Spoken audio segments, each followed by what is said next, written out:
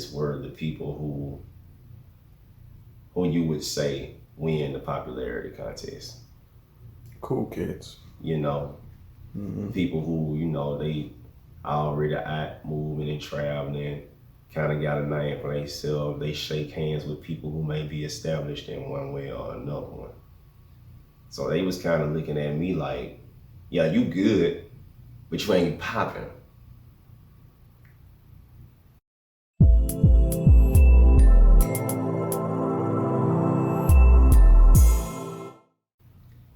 And in the process of me, kind of still struggling with myself in my day-to-day life, I just went through a lot of shit that I'm gonna go ahead and just skip past even talking about. Cause it kind of it broke me. Dealing with certain kinds of women, certain kinds of friends, putting myself in environments that wasn't necessarily good for me. Destructive ass environments. But luckily enough for me, I had the brains enough to know that this ain't for me. Right. Even though I might have put myself in that position to be around that, I knew that that's what I wasn't supposed to be. But that was part of my struggle. After doing that for so long, it broke me. 2006, I ended up living in Bay Minette with an ex-girlfriend who will remain nameless. And I went through some shit with that particular girl. I went through some shit. I had to deal with a lot of attention that I was getting over there. Cause I went over there with my music. My music is my life. So, she and her people introduced their community to me through my music. And one of the DJs, a DJ that lives in Bay Minette, from Bay Minette, I don't think he's still out now, DJ Bama South. He met me and he invited me to just come to his studio and just do whatever I want to do. Whenever I felt like I wanted to work on something, I was welcome to just come and do it. Cause off the intro, he saw what I had going on. And it was a whole lot more going on than the guys, that was under him over there with him. Not to knock them or nothing like that, like they do their thing, but they weren't as advanced as me. So, a certain kind of attention came with that.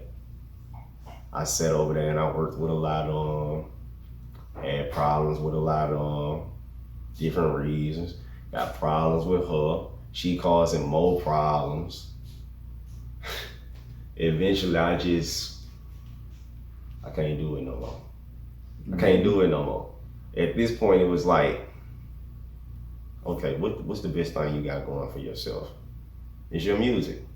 This is what you invested half of your life into so far. It's time to actually capitalize off of that. It's a lot of people who doing what they want to do with their music, who may not necessarily be as good as you are. But what's the difference between you and them? They got off their motherfucking ass and they went and got what they wanted. By the end of 2016, I had a completely different mind state than I had been walking with at that point. I was head first.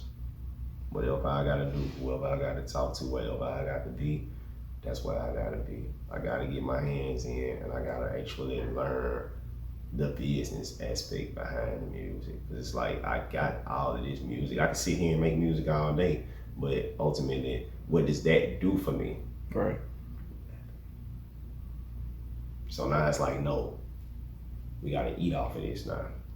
We have to sustain our life off of this now. I think that was on the end of 2016. I released my third album. I had been doing like mixtapes for like years, but that's when I made my third album. My first actual album came out in 2013. It was called Decoy. And I produced the entire thing myself with the exception of 8 guest producers. This is the first project that I had actually done like that, where it wasn't like jacked music and shit. Because on my mixtapes, I would always like sneak my beats in now, but I wasn't so heavy about it. I always snuck some of my beats in there. It was mostly just me rapping on other people's shit. But when I made Decoy, that's when I was like, no, I want to make a fully original body of work. The music should complement the rap. Mm-hmm. And when I did that, that pretty much sparked it. I had found my identity. I knew who I was. I knew what I wanted. It still took a little time for that breaking point to click in. I did the second album, Grinded. Decoy was a hit. Decoy did better numbers than I ever thought it would have. Like, that shit got all over the country. Just off of the internet. Mm-hmm. It got a lot of places that I never even thought it would have reached. I started getting a lot of acclamation from a lot of places that I never thought I would have reached. I was getting attention from overseas just off of some shit that I recorded sitting in a bedroom. Wow. Did the second album, it didn't do as good as Decoy. But that was only because I wasn't as into it and putting myself in my hand, because I was going through a breakup with a person that's really close to me still to this day. And that was kind of hard to deal with. It took me 3 years to shake back off of that. I went into a bad depression. I always did deal with depression, but that was something that really like tore me down. Cause that was a really positive and good situation that was better than anything I had ever had before. And losing it kind of tore me down completely. So my second album, for a long while, it went out on deaf ears. Like, people heard it, but I wasn't as behind it as I was Decoy. So, you know, going through that little phase that I did in Baby Nick and having to deal with these people, it was like, no. It was like, whatever you do moving forward from here, it need to be the biggest thing ever. Within your power, whatever you can do to make it the biggest thing ever to get you out of this situation where you don't have to deal with this type of shit no more. Mm-hmm. That's what we doing. I was too dependent on people around me, and I had to realize that. So it was like, I gotta find my own independence and my own power within myself, so I don't have to be subjected to dealing with being mistreated and taken advantage of from other people. And the shit just, it took off. One of my collaborators, Fat Bastard J, we got an outfit that we run called These Are Weed Raps. We named ourselves that because we named it after that third album, my third album. These Ain't Weed Raps. These Ain't Weed Raps was a pretty dope ass project. It's actually my best project yet. That's beside what I'm working on and what I just released and what I'm about to release. But that was my biggest project at that time. It still didn't do numbers like Decoy did, but like music wise and the build and the organization and the structure, it was up there. It still is. Like, people still listening to it right now and holding it in high regard. And me and Fat Bastard J had actually like known each other for a while online, but we had never met each other.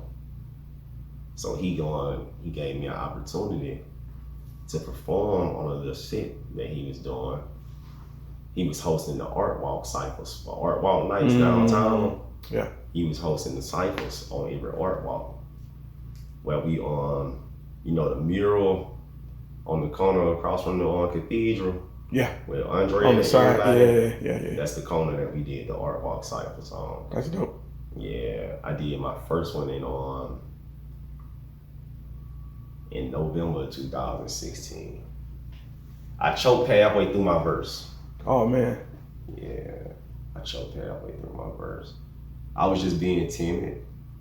You know, it was different from the performances that I had did so many years before that at Crunch Time. Because it was like, nah, the city is looking at me right now. Mm-hmm. Anybody walking on the street can walk past us and see what we doing, you know, so the whole downtown is our audience. Right. So that was a different level of attention that I was used to. I never had that many eyes on me, and I'm looking back at them at one time. Right. Yeah, I choked halfway through that verse. But I got off was dope. Like, you can find that on film actually right now. That's on YouTube. People can see me choking in the middle of that verse right now. Oh man, I'm gonna look for it. I was ashamed of it when it happened, but after the fact, it was all good. I knew where I was with it. Mm-hmm. I knew where I was with it. And I played it off. You know, I kind of just laughed about it and just stepped down from the mic and let the next rapper come up. And we just kept rolling with it. They still liked it. Right. I think that's what's important. Yeah. I came back to do another one. That next month, it was better. I didn't choke this time. I was still a little rough on my delivery. Cause you know, I'm now at this point it's like, all right, we know what we sound like when we record and we putting this song together. Now it's time to master stage presence. Mhm. Presence period of just presenting myself to people. So that second art walk, it was a lot different. I did a lot better. I was still sizing myself up though, you know, looking for the kinks in the armor. So I'm still trying to polish everything up. And I kept doing those art walk cycles with him for months. And you know, me and him we already was kind of connected with each other online. We was feeling each other out. Cause we kind of similar in our music, even though we extremely different from each other. We two totally polar opposite personalities. But as far as like rap, we pretty much agree on everything.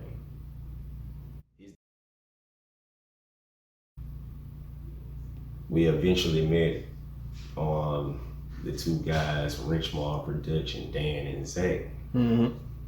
through another guy who was doing the cycles with us, Jay Haynes. Mm-hmm. And Dan and Zach offered for me to come and sit down with them one night at their spot, you know, and check out their work, see what they had going on. Cause they were impressed by seeing me do what I was doing at the Art Walk Cycles. It wasn't really registering to me that people was taking note of me at this time. I'm thinking I'm just, you know, just participating and doing my thing. I'm just trying to get my weight up. But I had already started making a name for myself and building my reputation without my knowledge. Mm-hmm. Eventually I made my way, you know, to their spot, sat down with them. That bouncer was with me. And we sat in there, you know, smoking good, drinking a couple of beers. And they just playing as beats. We just listening to some stuff. And LBJ came to me. He was like, "Man, we ought to do a tape together and let them produce it." Mm-hmm. I was like, "You know what? I'm with that." Because I had spent so much time working by myself. I did all of my own stuff on all of my music, except, you know, the guys that was up under me or around me and my little cliques or whatever. But for the most part, it was just me. So when he made that offer, I was like, you know what, we finna jump on that, we finna do that right now. And he came with the concept for the 90s, all weed raps. We did that tape and we released it last year on 421 actually, it was a day late. We did the album release party that day. Had a good time. I had started getting regular shows by this point. You know, he introduced me to the proper method of getting myself booked on shows. So I had already had, you know, a few under my belt outside of just doing the Art Walk cycle. Mm-hmm. We ended up having a show that same night. It fell together like magic. It was so crazy. We planned on the album release party the week before the album release party. I got an offer from one of my older friends that I met at Dolphin Street Sounds, my guy Casey Roberts.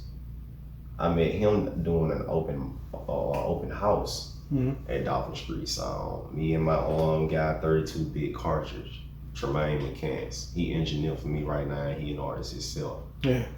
So we went down. Now this was right before I had a show at the Mirror Widow that night. This was on that March, I believe. And I met Casey there that night. You know, Casey was a cool dude, so he kept in contact with me, was telling me he did poetry and stuff. I had did a couple of poetry shows with some people. So, you know, I delved in that circle a little bit. Right. So I introduced him to it. He went to a couple of shows, you know, with people that I introduced him to. So he just kind of kept up with me since then. Cool dude. I like Casey a lot. He offered for us to use his house for us to hold the release party. Took him up on that offer. I be damn, 3 days before the party, we end up getting offered to do a house show for one of the Wrenchmall guys' co-worker. Man. A little house show called Porcello 2029. It was dope as hell. We did the release party that day. Had a good time. We had a nice little crowd of people with us. Little mob. Left out from Casey house. Went to the house party, clicked up. You know, shook hands, kissed babies, politics type shit. Made good impressions on everybody. A lot of people that, you know, follow me today, I met them at that party. That was their first introduction to me, was watching me perform. Mm-hmm. That was pretty dope. So we kind of been, you know, running the whole These Are We Raps thing since then. And it done gained a little leverage now. Mm-hmm. Now the only thing about that is FBJ just don't necessarily dedicate as much time these days as I do. So when he able to show up, when he decides he wants to show up, then we do These Are We Rap stuff. Right. We was consistent for the entire past year though. So, you know, we got a name, we got our weight, people know what we got going on. But we a little bit slower with the These Are We Raps material today. We'll still pop up though. Mm-hmm. But for the most part, it's just, you know, it's me. Let me ask you something. Did you guys perform at the Blind Mule? I want to say it was around January or December last year. That's why I saw you first. I actually been following you for a minute. Really? I've been. I'm telling you, man. It was you, Eternity, Jay Haynes, Fat Bastard J, a few other cats that performed, but y'all stood out. I'm trying to think who Miles, Eternity's guy. Miles, he was on that show. Mm-hmm. Buddy James was on that show. That was one of the mic check shows. Mm-hmm. I think that was the third mic check that I did for Eternity.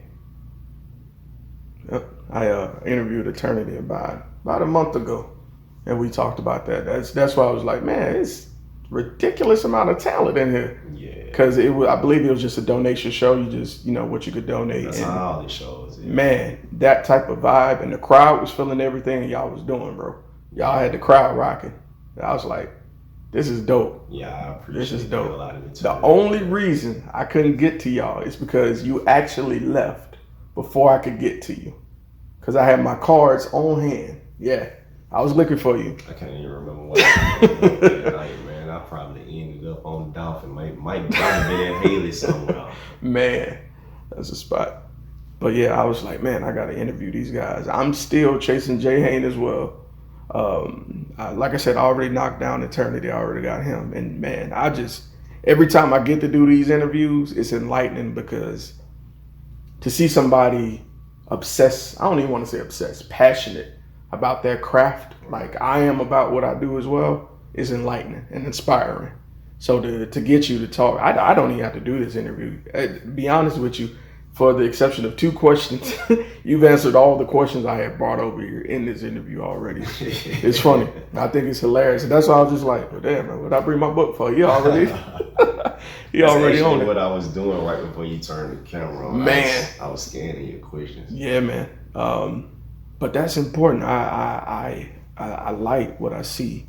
And the fact that as soon as I turned on the camera, you was ready to talk about it. Everything's candid. You put it all on the table, bro. And I think that's what makes you relatable. And if you're relatable, people gravitate towards you regardless. Right. That's my train of thought to it, man. I feel like if I put everything up on the glass, people won't have to question so much. Mm-hmm. And it'll help them to get a better understanding of who I am and what I stand for and what I represent and what I want for myself. I don't necessarily want people to have to question. Mm-hmm. Not in that aspect. Right. Like in my regular day-to-day life outside of music, I don't want nobody in my face. Right. I don't want nobody in my business. I fuck with who I fuck with. That's it.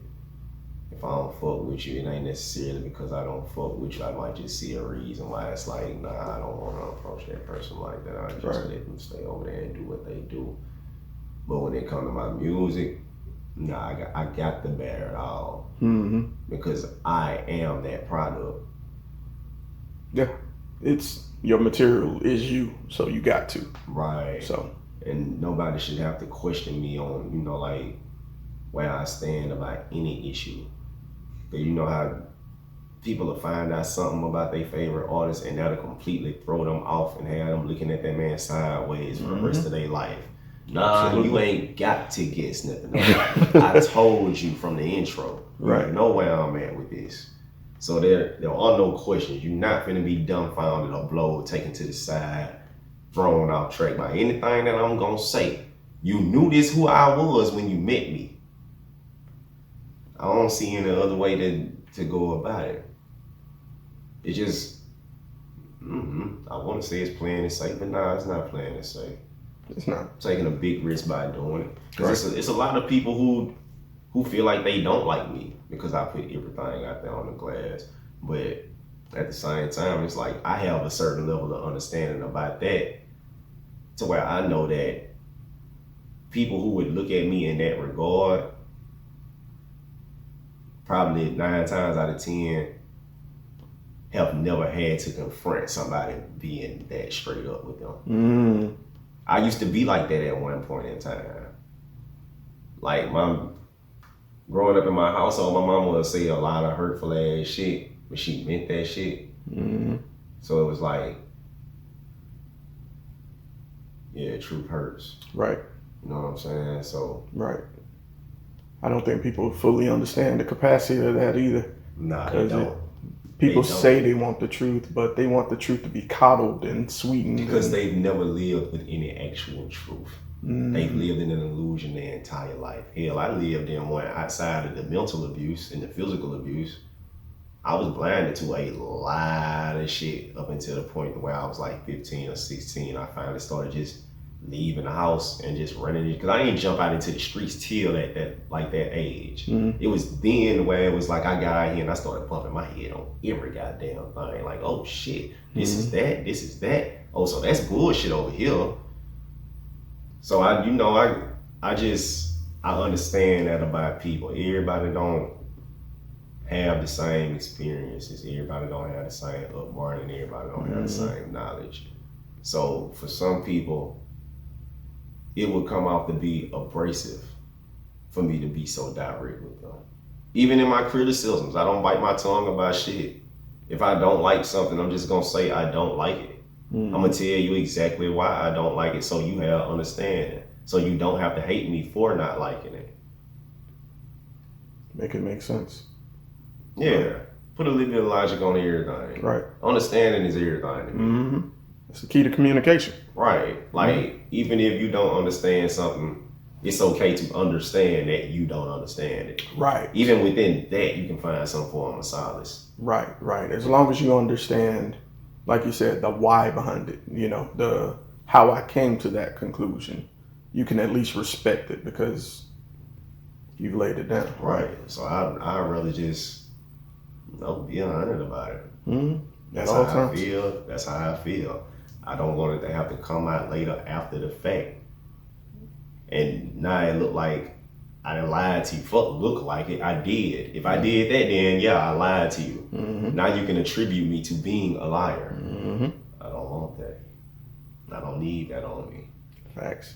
I like being the stand-up guy that I am. I like being honest. I like people knowing that I'm being real with them when I say or do whatever it is that I say or I do. They don't have to second guess my actions. They don't have to second guess my intentions. They know if I said that and they saw me take that step on making that move, they know that's what I'm finna do. Outside of me just probably being frustrated about some shit, so I gotta vent and I just say a whole lot of angry shit that I'll probably think about later and be like, you know what, I ain't got to worry about that. I don't feel like that no more because that shit was really petty and I was in my feelings at that moment.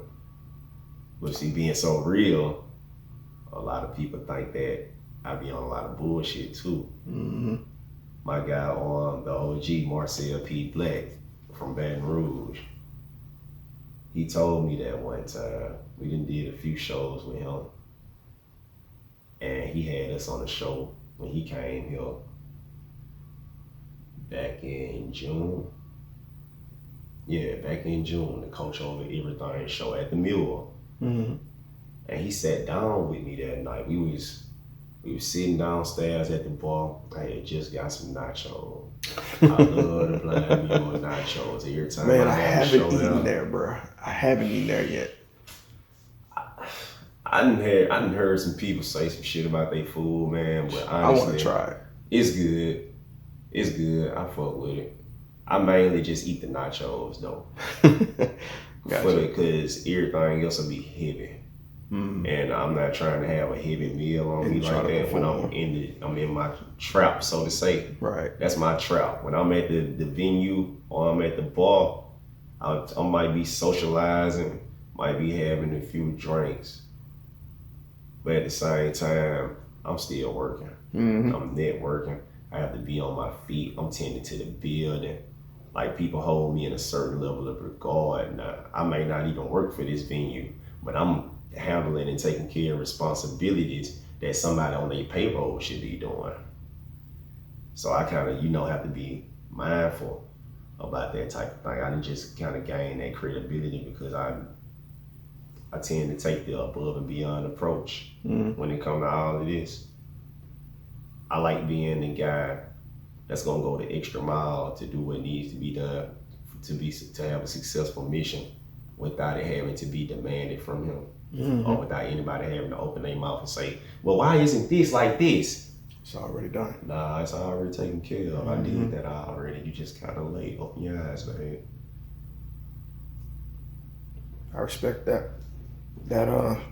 That type of mindset isn't very common. A lot of people try to do or get by with the bare minimum. Because they wait on somebody else to do it. True. But guess what?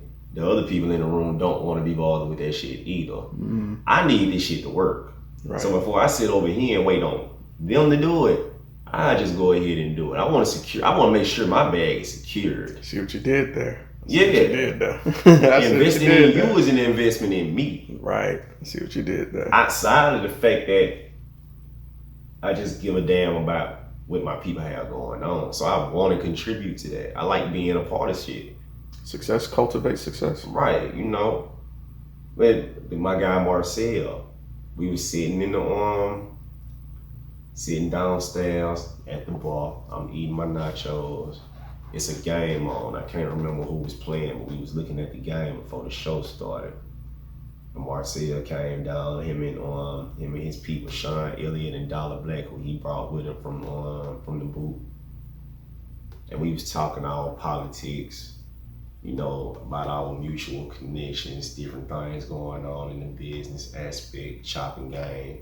I'm giving them my ideas and my plot points, that I've been studying and cultivating for myself, basically sharing my game, and they sharing theirs with me. And eventually it got to a point in the night where Marcel was having this conversation with me. And he told me, he was like, you gotta be careful. I was like, I already know what you mean. Because I know myself. I'm super self-conscious. I pay attention to my every move, good and bad. I have to acknowledge it all. It fucks with me at times and drives me crazy. When I see certain shit in my own behavior, it fucks with me hard. Besides just seeing when other people do it, it's worse when I see it in myself. So I have to pay attention to these types of things. But the second he said that, I already knew what he was talking about. And he was talking about my rants on social media. I'm too vocal. And I say things sometimes that shouldn't be said in a public forum, and to give people a wrong perception of what my character is. And he told me that night. He's like, you gotta be very careful about that. It's a lot of promoters who didn't talk to him about me in a lot of different places, not just here, like all over the country. Because he already had been, spreading my name, and I had already been on some shows with him and stuff. got some, some material floating around through the media company, the antidote.com. They from Louisiana too. So my name just kind of been carrying from a lot of different places. A lot of different people coming here just to perform at our venues and stuff, and they didn't have us on the show with them, and they didn't took our names, to other places. But he was like a lot of promoters who have heard of me and then went back and researched me, found my Facebook, and have seen things that I've said, and they're afraid of me. Yeah, they think I burn their building down. But I know why they feel like that, because I didn't say that shit before. Because I really be feeling like that. I don't want to do no shit like that. But still in all, I have to acknowledge the fact those were your words. They don't know the difference. They don't know me on a personal level. Like people here may know me. People here may know, I say what I want to say. I might get mad at some bullshit, but I'm not finna incite no riots. I'm not finna be encouraging nobody to flip no tables over. We not finna shoot the club, but you can't do that at a TJ Soha show. You can't come in there on no bullshit. All that fighting, talking about you want to shoot the spot up, and just the nigga shit. Let me just be real, the nigga shit. You can't do that at my shit, man. I don't tolerate it. All of my shows is a safe zone. You come in here to release your inhibitions and chill the fuck out. We gonna jam and we gonna vibe. We gonna dance to you goddamn songs. I'm finna kick these fucking raps. They gonna sing along with me and we gonna have a good time. It's supposed to stay like that. Right. So the fact that people from the outside even picking up and that's their perception from what they see because of some shit that I said in a status, that's a problem. And it still didn't click in the midst of that conversation because I knew what he was saying and I was hearing him, but it still didn't click. Even after the fact, I was still doing it. I got into the habit of doing it. I got a bad relationship with social media. Like right now, I have to stay away from my Facebook. I have to literally put my phone down and walk away from that bitch just so I don't say the first thing that pop up in my head that may come from one of my crazy ass thoughts that was brewed up in my depression, where I'm just sitting there idle and I got something on my mind that's bothering me and I can't necessarily do anything about it in that moment. So I want to say something.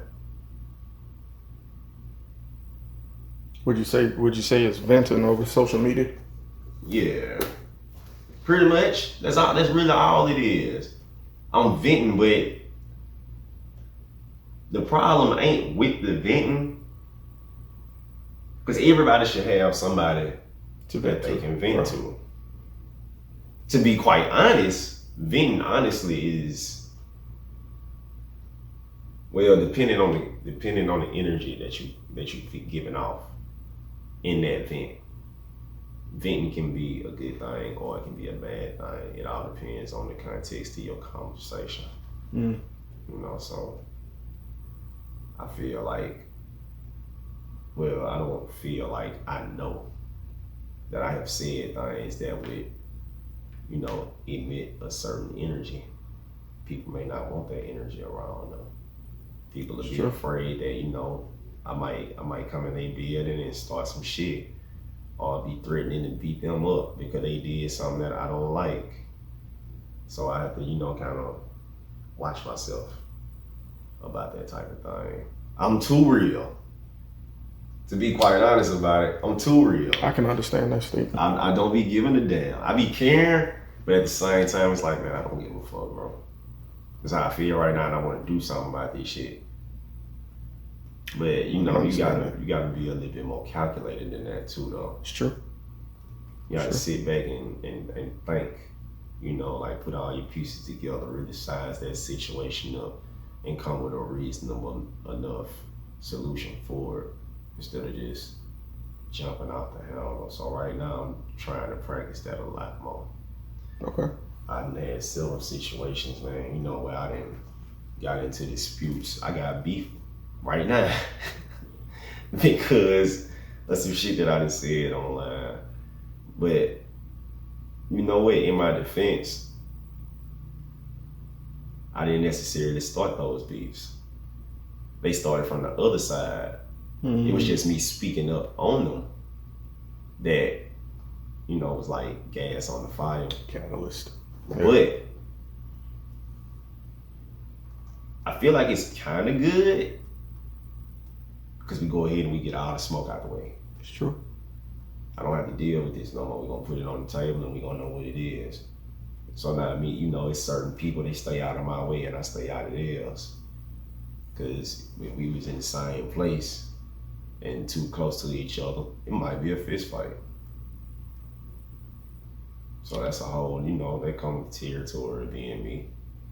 So I kind of, you know. Well, you read The Art of War before? No. It talks about, in order to be, it's. I think everyone should read that book if they can. It's just. I know some things from it, but I couldn't, you know, like give it to you in full. No, that's fine. That's fine. I think because all it is a list of instructions on behavior patterns and recognizing yourself, your strength and your weaknesses, and when to act on everything. And I think it's essential because it will teach you